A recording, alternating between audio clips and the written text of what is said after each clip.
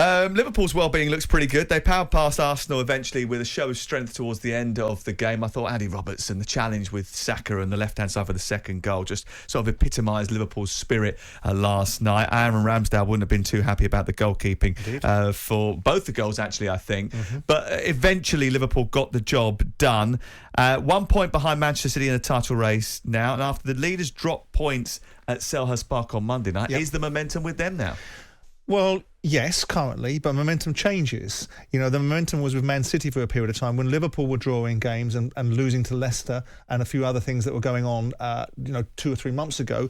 Man City had the momentum. You know, no one wins every single game. I doubt that Liverpool will win the next 9 games. I know that they've won the last 9, so people will turn around and say in their micromanaging moment that all the momentum was with Liverpool. But Man City aren't playing badly. Palace did very well on Monday, but they did ride their luck. They did have some chances themselves, but the profligacy of Manchester City was there to be seen. So it's not like all of a sudden the kettle's been taken off the stove and all of a sudden Man City aren't cooking on gas anymore. Yeah. A week before that, they just smashed someone in Europe 5-0. So I don't think it's a done deal. I think that a lot will turn on the game at the Etihad. Liverpool are a very, very formidable side, and what they're doing is they're making it an intriguing Premier League race. So I'd like to have seen it to have been a tripartite situation, because I have my money on Chelsea at the beginning of the season. So there's ulterior motives for wanting it to be more compelling with Chelsea involved for different reasons, and obviously the Chelsea circumstances we find now. But the bottom line is it's a 2-horse race.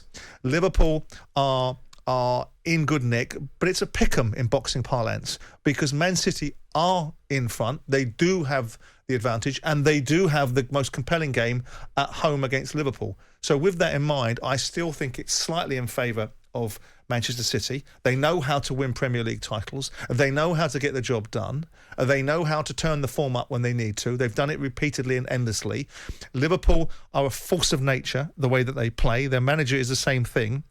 And I just think that we will see a few more twists and turns. And I really wouldn't like to nail it on. And I was listening to Graham Souness last night, who I like to listen to. And I was listening to him debate with Paul Merson, which was a bit like putting the legs of a spider at times.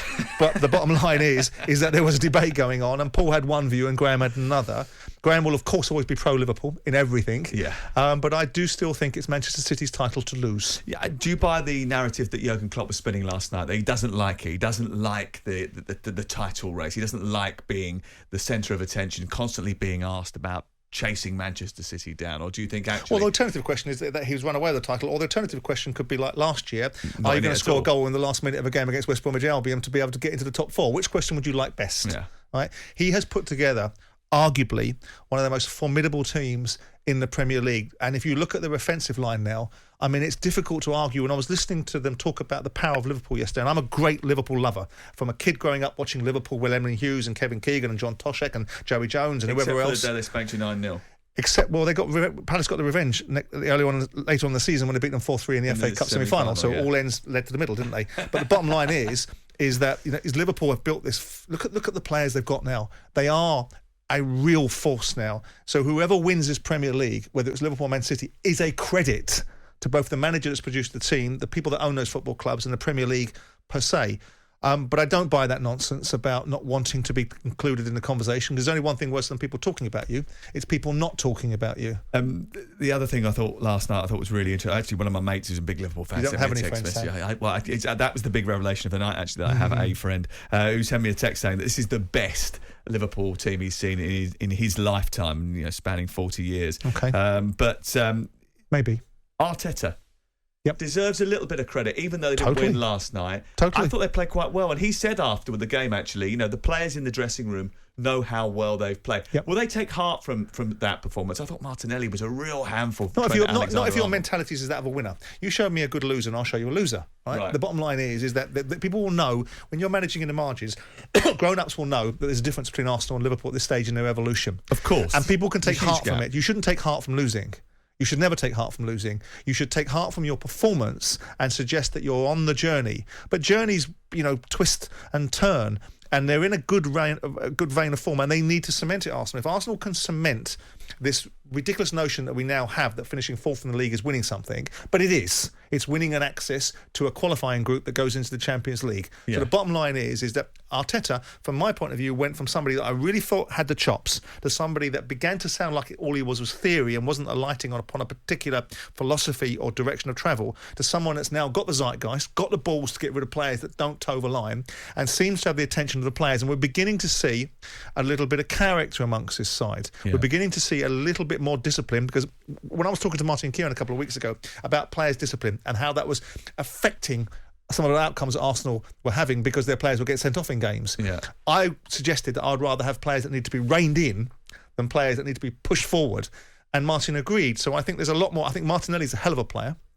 I think if there's a bit more if they had a bit more cutting edge up top, they might really become someone like Aubameyang, for example. Well, no, because he sharpens one thing and blunts another. He sharpens the potential threat in the game. But you get what I mean. They haven't got all the morale. resources, have they? I mean, they've got quite a light squad, actually. And one of the big problems they've got going forward, actually. They spent 150 million quid last summer. There's not a case of Arsenal don't spend any money, so they shouldn't really be lightweight or have a lightweight squad. But they chopped so many players, especially in the January transfer window. They left themselves in this position. And listen, it's by design. He's done it because he wants to get a more tighter, spirited group. It is not stopping their progress. It is just they are not at the level. There's no point suggesting that they are. They're not at the level of Liverpool. But they've got a fight on their hands with Tottenham now for fourth place. Indeed, they do. And Tottenham's Jekyll and they were better turned side, up and they were a yesterday. better side than Tottenham, in my view. Tottenham flip-flop between loss and win, and that has been the case for the last 7 or 8 games. Another strong start to the season for Brighton. They started again with a 6th straight loss last night as well. Typical Kane finish for the second goal. Really good ball by Bentancur, actually, to slip him down the left-hand side. Missed a couple of chances. He's now scored more away goals in the Premier League than anybody else. Do you think it's now clear that the top 4 race is now between those two clubs, Arsenal and Tottenham? No. Manchester United will fade here. Not at all. I mean, look, you cannot see. Football turns very quickly, and circumstances unwind or restitch themselves in the strangest ways. It is difficult to conceive, based upon some of the performances that we've seen recently from Manchester United, that they can get into the top 4. But if we're going to argue that Tottenham can get into the top 4, maybe because they've got a game in hand and so on and so forth, then we can argue that Man United, who just turned over Tottenham, can also turn over Arsenal. It's difficult to see with the current vein of form that Man United are in, but there's going to be something that United are going to do. If they're going to go out with a whimper, a real whimper, if they really drop off the clock and don't win the bulk of their games to the end of this season, then you really are looking at a club in absolute disarray. I know that people were talking about, it's the last opportunity to win the trophy. Did anybody in their right mind actually think United were going to win the Champions League? Chance. So all it was going out one stage earlier than they would have gone out anyway. Yeah, they lost about 5 million quid, that's it. And Manchester United in 5th position, 29 games, 50 points. Arsenal 4th, 27, 51. West Ham 29, 48 and 6. And Tottenham down in 7th, 28 games played, 48 points. Jim White and Simon Jordan. Monday to Friday mornings from 10 on AM, on DAB, via the talkSPORT app and on your smart speaker. talkSPORT.